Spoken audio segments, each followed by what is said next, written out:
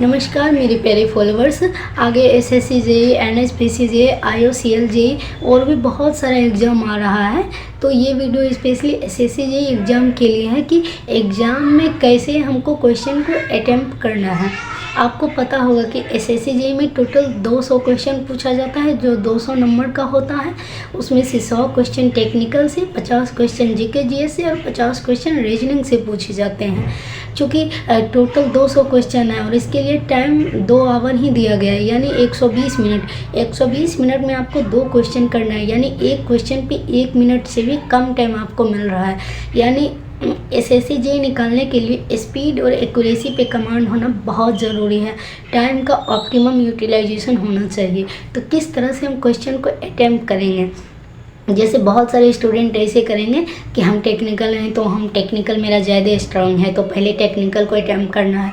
अब क्या है कि 100 टेक्निकल है, टेक्निकल में ही फर्स्ट अपना सारा टाइम वेस्ट कर लेंगे, या फिर नहीं भी वेस्ट करेंगे तो जैसे 2 घंटा टोटल टाइम है, तो सपोज कि 1 घंटा 30 मिनट निकल गया, अब बच गया है 30 मिनट। अब उनके मन में ये प्रेशर हो जाता है उनके माइंड पे कि ओ माय गॉड, 30 मिनट में हमको 100 क्वेश्चन करना है। और इस प्रेशर की वजह से उनका माइंड इतना डिस्ट्रैक्ट हो जाता है कि आगे जो 100 क्वेश्चन था जिसको बनाने के लिए 30 मिनट ही इनफ था, उस क्वेश्चन में भी बहुत सारा नेगेटिव कर लेते हैं। तो इसीलिए स्ट्रेटजी अच्छी होना बहुत ज़रूरी है। तो चलिए हम बताते हैं कि कैसे अटैम्प्ट करना है।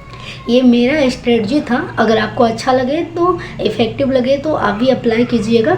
मैं क्या करती थी, 50 जो जीके जीएस का क्वेश्चन था उसके लिए मैं टारगेट सेट करके रखी थी कि मुझे 5 से 6 मिनट देना है। क्योंकि जीके जीएस में आपको पता है कि कोई कैलकुलेटिव नहीं होता है, बस एक बार क्वेश्चन रीड करते हैं, जो ऑप्शन सही है टिक करते हैं, नहीं आता है तो हमें आगे बढ़ते जाना है, उस पर फंसना नहीं है। तो इसके लिए 5 से 6 मिनट इनफ है। अगर ठीक है, अगर आप ज़्यादा थोड़ा दे रहे हैं 10 मिनट तक भी चल सकता है, लेकिन 10 मिनट से अगर आप ज़्यादा टाइम दे रहे हैं, यानी ये निशानी है कि आप फेल होने वाले हैं एग्ज़ाम में। क्योंकि इस जीके जीएस पे आपको 10 मिनट से ज़्यादा देना ही नहीं है। उसके बाद हो गया रीजनिंग, जो कि 50 नंबर का आता है। आप इतना मॉक टेस्ट मारिए, और मॉक टेस्ट में भी रीजनिंग पे स्पेशली टाइम का ख्याल रखिए कि हमको 30 मिनट से ज़्यादा नहीं देना है। और आप डेली रीजनिंग का टेस्ट मारिए और उस टेस्ट को एनालाइज कीजिए। तो आपको आप टारगेट सेट करके रखिए कि मुझे 45 प्लस तो आना ही है, तभी आप सेलेक्ट हो सकते हैं। अगर देखा जाए तो उसमें 50 में 50 लाना भी पॉसिबल है, लेकिन फिर भी आप 45 प्लस ला रहे हैं तो आप सेफ कैटेगरी में हैं। और एक बात और, रीजनिंग में लगभग सभी स्टूडेंट तेज़ ही होते हैं जो भी सिलेक्ट होने के लायक होते हैं। इसलिए कभी भी ये मत सोचिएगा कि मेरा रीजनिंग पार्ट बहुत स्ट्रॉन्ग है, इसीलिए इसका प्रैक्टिस नहीं करना है, डायरेक्ट एग्ज़ाम में जाके बैठना है।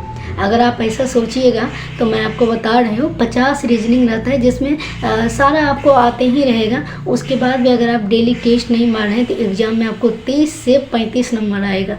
लेकिन अगर आप डेली टेस्ट मारते हैं तो आप 45 प्लस यानी 50 में 50 भी स्कोर कर सकते हैं। इसीलिए ऐसा कभी भी नहीं सोचना है, और इसमें टाइम बाउंड रखना है कि मुझे 30 मिनट में ही 50 क्वेश्चन को सॉल्व करना है, और एक्यूरेसी भी हाई लेवल की होनी चाहिए। उसके बाद 30 मिनट आप रीजनिंग को दे रहे हैं, 10 मिनट मैक्सिमम आप जीके जीएस को दे रहे हैं, टोटल हो गया 40 मिनट। आपको बच रहा है उधर 60 मिनट और इधर 20 मिनट, यानी 80 मिनट आपको बच रहा है। 80 मिनट में अब आपको टेक्निकल में 100 क्वेश्चन सॉल्व करना है, यानी यहाँ भी आपको 1 मिनट से कम टाइम मिल रहा है। यहाँ भी टाइम का ऑप्टिमम यूटिलाइजेशन करना है। तो जब आप टेक्निकल को बनाना स्टार्ट कीजिए, तो जैसे टेक्निकल में तो कैलकुलेटिव पार्ट भी होते हैं, कुछ स्टेटमेंट वाइज भी क्वेश्चन होता है जिसमें सोचने पे टाइम लगता है। सपोज फर्स्ट क्वेश्चन था, उसमें कैलकुलेटिव था, आपको पता है कि कौन सा फार्मूला अप्लाई करने से ये क्वेश्चन बनेगा। एक बार आप उस फार्मूला को अप्लाई कीजिए, अगर वो क्वेश्चन बन गया, आंसर आ गया तो ठीक है। बार बार उसको प्रैक्टिस मत कीजिए। आप घर पे बैठ के नहीं बना रहे हैं, आप एग्ज़ाम हॉल में बैठकर बना रहे हैं। एक बार में आंसर आया तो ठीक है, अदरवाइज आप आगे बढ़ते जाइए।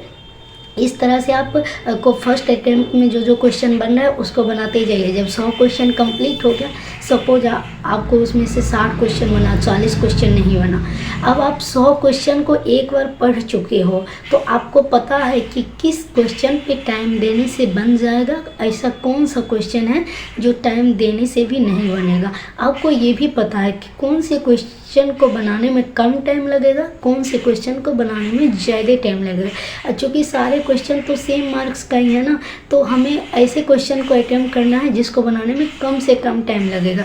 और एक बात आप याद रखिए कि वो जो 100 क्वेश्चन आते हैं, यानी 100 क्या, जो 200 क्वेश्चन भी आते हैं टोटल, उसमें से 20 से 30 क्वेश्चन ऐसे होते हैं जो स्टूडेंट को फेल कराने के लिए ही सेट किए जाते हैं। जो स्मार्ट स्टूडेंट होते हैं उसको स्किप करके आगे निकल जाते हैं, और जो एवरेज स्टूडेंट होते हैं तो वो उसी में फंस के अपना सारा टाइम वेस्ट कर लेते हैं, और पता चलता है कि वो 200 क्वेश्चन को सीन भी नहीं कर पा रहे हैं। इसीलिए आपको इससे बचना है, किसी भी क्वेश्चन में फंसना नहीं है। नहीं आ रहा है तो आप आगे बढ़ जाइए। इस तरह से आप करेंगे तो मैं अपना एक्सपीरियंस शेयर कर रही हूँ कि आप 200 क्वेश्चन को तो नहीं बना पाएंगे कभी भी, फिर भी आप इतना बना लेंगे कि आप सिलेक्ट हो जाएंगे। उसके बाद आपको टाइम बच जाएगा। आप चाहेंगे तो फिर से हर एक क्वेश्चन को एक बार रिव्यू भी कर सकते हैं, इतना टाइम आपको बच जाएगा। अगर आपको मेरा स्ट्रेटजी अच्छा लगा हो तो इसको आप मॉक टेस्ट में ही अप्लाई करने का कोशिश कीजिएगा।